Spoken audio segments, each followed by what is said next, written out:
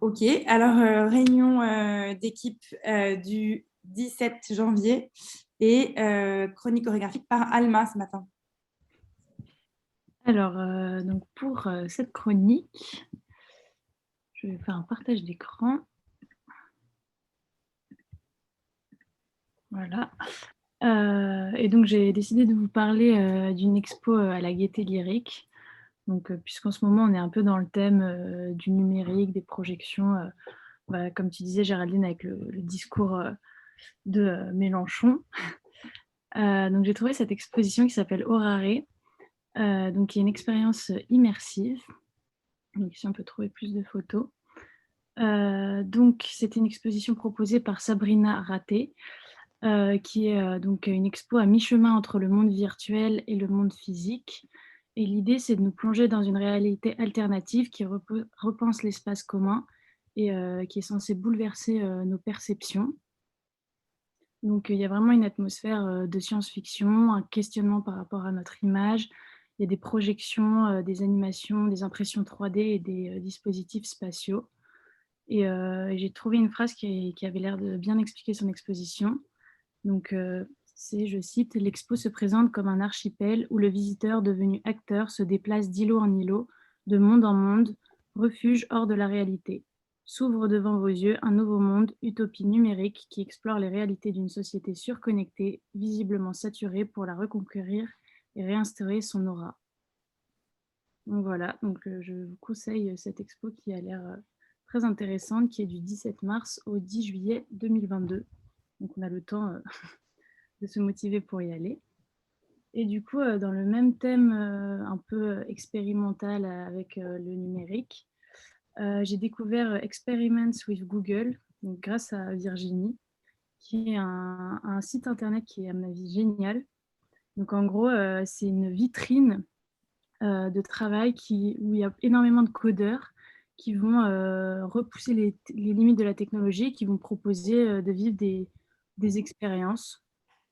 Donc vraiment, c'est vraiment des petites expériences créatives où ils se sont amusés.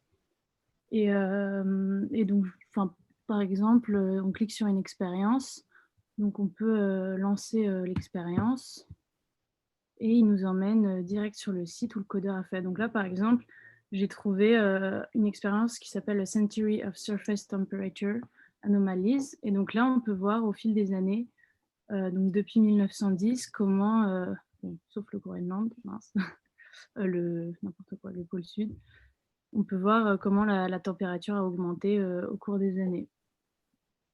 Donc je trouvais ça assez marrant. C'est tout simple, mais c'est super cool. Et du coup, il y a plein d'expériences comme ça. Il y en a une autre où, au contraire, c'est plus ludique. Donc là, ça va être ça s'appelle Blob Opera. Donc ça, on a testé avec Virginie, on a beaucoup rigolé. C'est, ouais, en gros, on peut créer des sons. Je ne sais pas si mon son est activé du coup. On peut enregistrer des sons et créer son propre opéra. Donc on voit vraiment comment, par exemple, je suis enregistrée, hop.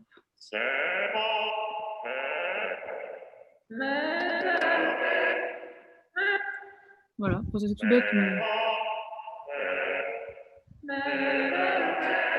voilà, on peut créer son propre opéra.